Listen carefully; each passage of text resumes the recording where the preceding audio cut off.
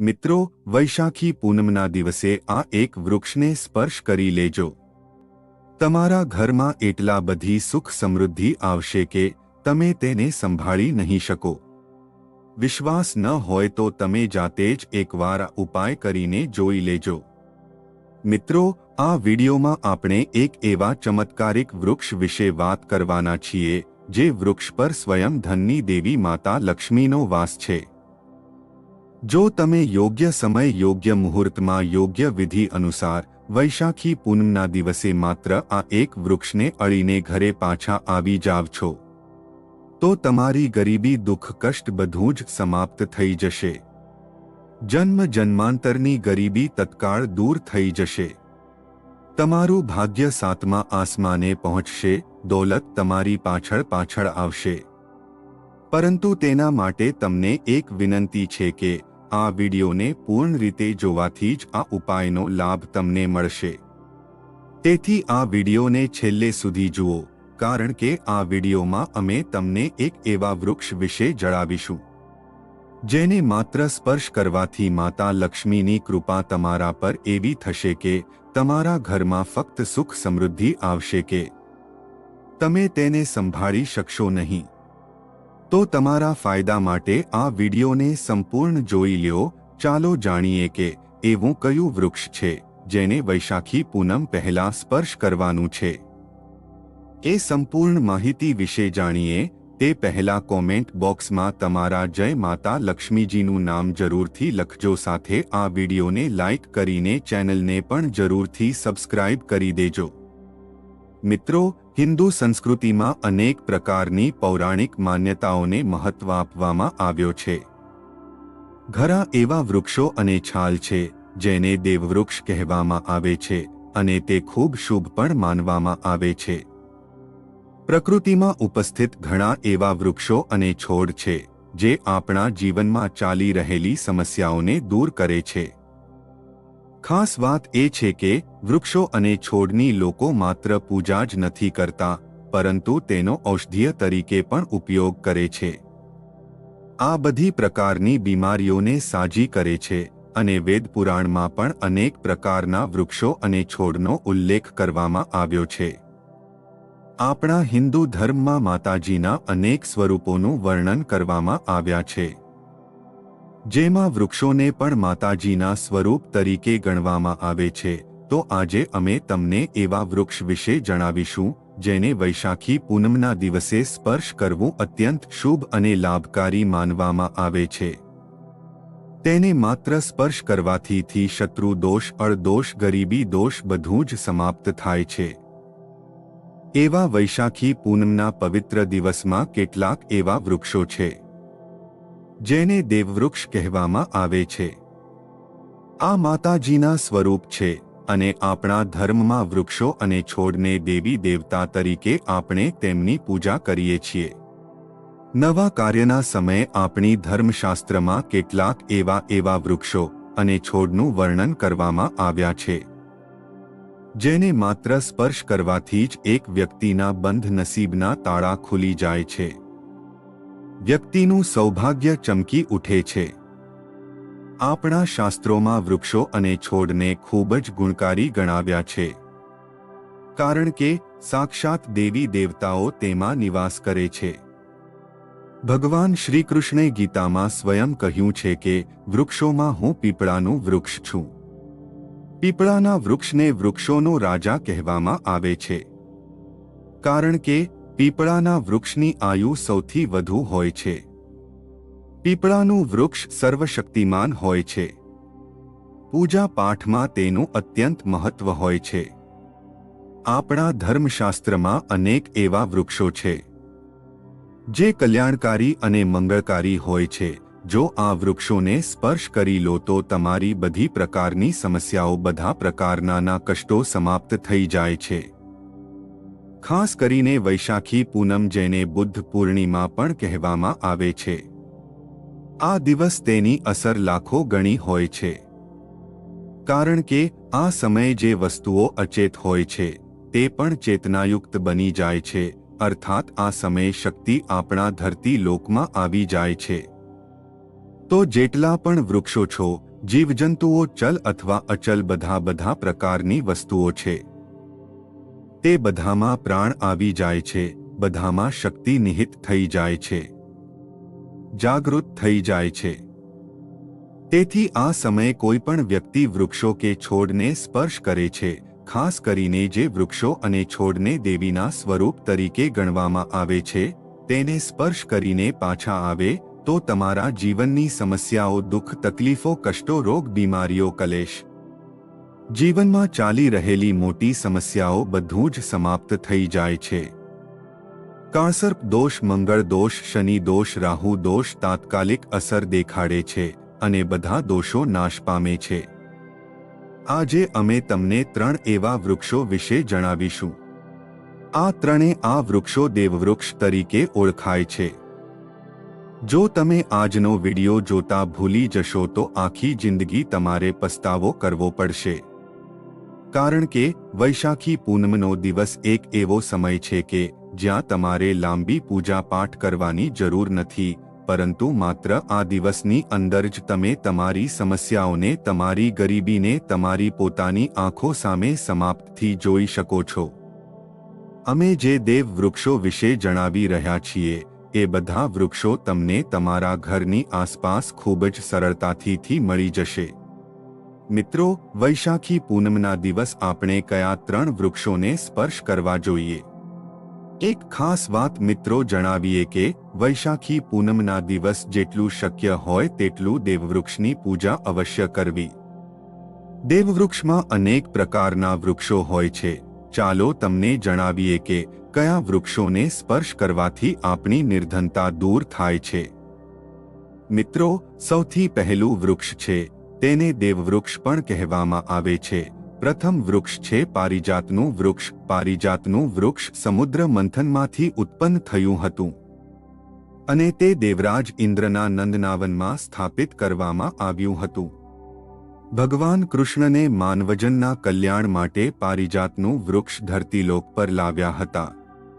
આ પારિજાતનું વૃક્ષ લક્ષ્મીનું સ્વરૂપ કહેવાય છે, કારણ કે માતા લક્ષ્મી પણ સમુદ્રમાંથી ઉત્પન્ન થયા છે અને પારિજાતનું વૃક્ષ પણ સમુદ્રમાંથી ઉત્પન્ન થયું છે.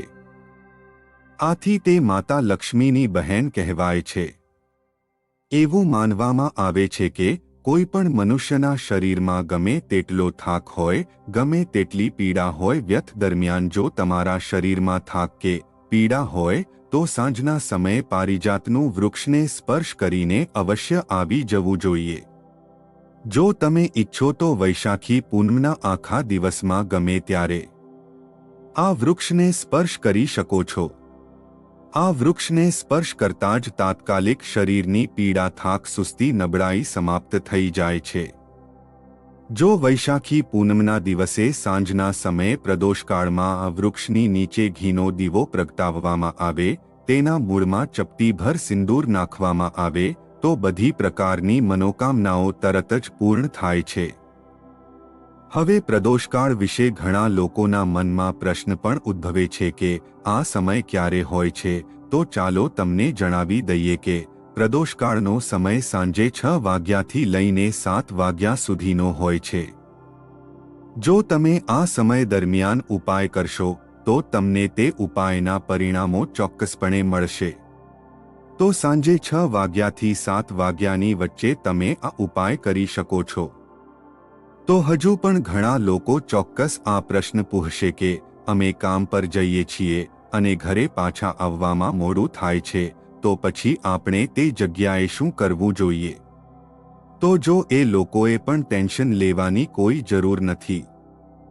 જો તમે લોકો પ્રદોષકાળ દરમિયાન સાંજે ઉપાય કરી શકતા નથી, જો તમને આવવામાં મોડું થાય તો તમે આ ઉપાય સાંજે 7 વાગ્યાથી લઈને રાત્રે 10 વાગ્યા સુધી કરી શકો છો. કારણ કે 12 મે 2025 સોમવાર વૈશાખ મહિનાની પૂનમનો દિવસ બુદ્ધ પૂર્ણિમાનો દિવસ છે અને આવો દિવસ આખા વર્ષમાં માત્ર એક જ વાર આવે છે. તેથી જ્યારે પણ તમને સમય મળે ત્યારે તમે આ ઉપાય કરી શકો છો. નિર્ધારિત સમયમાં તે કરવાનો પ્રયાસ કરો. પરંતુ જો કોઈ કારણસર તમે તે કરી શકતા નથી, તમારે થોડું મોડું થાય છે, તો તેમાં કોઈ સમસ્યા નથી, તમને આ ઉપાયનું પરિણામ ચોક્કસપણે મળશે.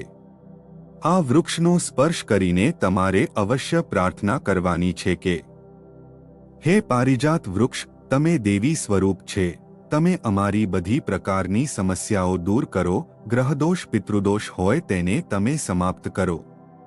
લક્ષ્મી સ્વયં તમારી બહેન છે, માતા લક્ષ્મી અમારા જીવનમાં પ્રવેશે એવો આશીર્વાદ અમને પ્રદાન કરો.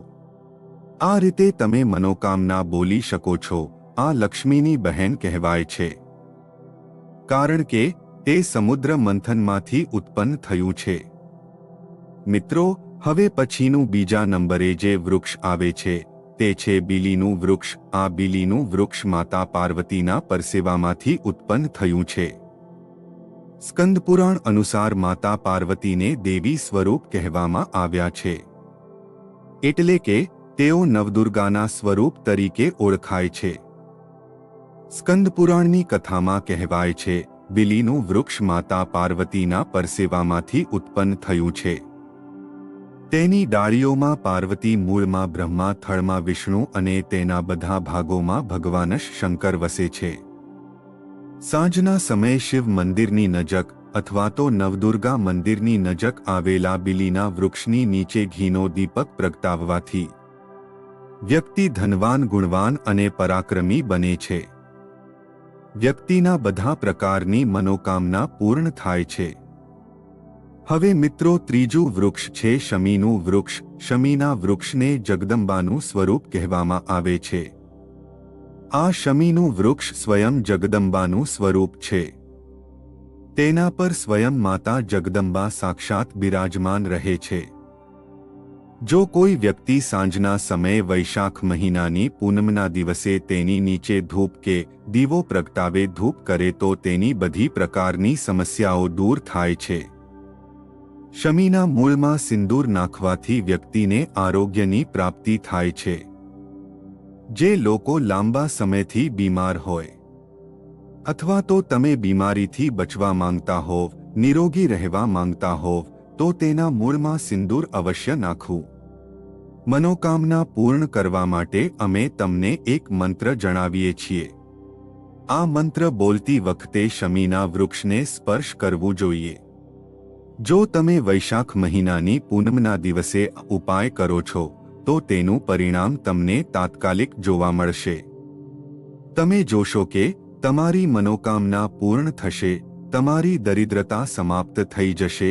તો મંત્ર તમારે બોલવાનો છે કે મમ મનોર્થે પૂરે મમ દરિદ્રનાશ. આ મંત્ર બોલતી વખતે શમીના વૃક્ષને સ્પર્શ કરવું. આમ કરવાથી તમારા બધા પ્રકારના મનોરથ પૂર્ણ થશે, દરિદ્રતા સમાપ્ત થશે. સ્પર્શ કરતી વખતે આ મંત્રનો જાપ અવશ્ય કરવો જોઈએ. તો જો તમે જીવનમાં સુખ અને સમૃદ્ધિ મેળવવા માંગો છો, તમારા જીવનમાં કોઈ મનોકામના હોય, કોઈ મનોકામના અધૂરી રહી ગઈ હોય, તો અમે જે 3 વૃક્ષો વિશે જણાવ્યું છે, આ 3 વૃક્ષોને વૈશાખ મહિનાની પૂનમના દિવસે સ્પર્શ કરી શકો છો. અને જો કોઈ વ્યક્તિ આ 3 વૃક્ષોને સ્પર્શ કરી લે, મિત્રો ધ્યાનથી સાંભળજો, જો 3 વૃક્ષોને સ્પર્શ કરીને છે, તો એવા વ્યક્તિના કાર્યો, તે વ્યક્તિની મનોકામનાઓને પૂર્ણ થતા દુનિયાની કોઈ પણ તાકાત રોકી શકશે નહીં. મનોકામના પૂર્ણ કરવા માટે, કાર્યમાં પ્રગતિ પ્રાપ્ત કરવા માટે, તમારા નસીબને ચમકવા માટે, સૂતેલા ભાગ્યને જગાડવા માટે વૈશાખ મહિનાની પૂનમના દિવસે આ ઉપાય અવશ્ય કરવો જોઈએ. આ ઉપાય તમારી જિંદગીને સુધારી દેશે, તમારી જિંદગીમાં ચાલી રહેલી સમસ્યાઓને દૂર કરી દેશ. ચાલો હવે આપણે આગળના વૃક્ષ વિશે જાણી લઈએ. આંબલી, તુલસી અને કેળાના વૃક્ષ પર ભગવાન વિષ્ણુ અને માતા લક્ષ્મીનો વાસ માનવામાં આવે છે. વળી તુલસી પાસે દીવો રોજ પ્રગટાવવો જોઈએ. તેમજ આમળાની પૂજા એકાદશીના દિવસે કરવાથી ભગવાન વિષ્ણુ પ્રસન્ન થાય છે. જ્યારે કેળાના વૃક્ષની પૂજા દર ગુરુવાર કરવામાં આવે છે, દર ગુરુવારે કેળાના વૃક્ષ પર હળદર ભેરવેલું પાણી ચઢાવવાથી તમને ભૌતિક સુખોની પ્રાપ્તિ થાય છે. કદંબના વૃક્ષ પર માતા લક્ષ્મીનો વાસ માનવામાં આવે છે. એવી માન્યતા છે કે કદંબના વૃક્ષની નીચે બેસીને યજ્ઞ કરવાથી માતા લક્ષ્મીની વિશેષ કૃપા પ્રાપ્ત થાય છે અને પરિવારમાં સુખ શાંતિનું આગમન થાય છે. મિત્રો, ત્યારબાદ આગળનું વૃક્ષ છે બીલી અને વડનું વૃક્ષ. બીલી અને વડના વૃક્ષ પર ભગવાન શિવનો વાસ હોય છે. ભગવાન શિવની પૂજામાં બીલીપત્ર અર્પણ કરવાતા તમારી બધી મનોકામનાઓ પૂર્ણ થાય છે. તેજમ એવી માન્યતા છે કે વડના વૃક્ષની પૂજા દર ત્રયોદશીએ કરવી અત્યંત શુભ માનવામાં આવે છે અને આ વૈશાખ માસની પૂનમ સોમવારના દિવસે આવે છે અને સોમવાર એ શિવજીનો વાર છે. તેથી આ દિવસે શિવજીની વિધિવત રીતે પૂજા કરીને તેમને બીલીપત્ર અવશ્ય અર્પણ કરવું જોઈએ. ત્યારબાદ આવે છે દુર્વાઘાસ. કહેવાય છે કે દુર્વાઘાસ ગણપતિ બાપ્પાને સૌથી વધુ પ્રિય છે. દર બુધવારે હળદર લગાવીને દુર્વાઘાસ ગણેશજીને અર્પણ કરવાથી તમારા કામમાં આવતી દરેક પ્રકારની અડચણો દૂર થાય છે અને તમને શુભ લાભની પ્રાપ્તિ થાય છે. તો મિત્રો, જો તમને આ વિડિયો પસંદ આવ્યો હોય તો વિડિયોને લાઇક અને કોમેન્ટ બોક્સમાં જય માતા લક્ષ્મી અને હર હર મહાદેવ દેવ જરૂરથી લખજો. સાથે અમારી ચેનલને સબસ્ક્રાઇબ કરી દેજો જેથી તમને નવા વિડિયો તુરંત જ મળે. વિડિયોને અંત સુધી જોવા બદલ તમારો ખૂબ ખૂબ આભાર.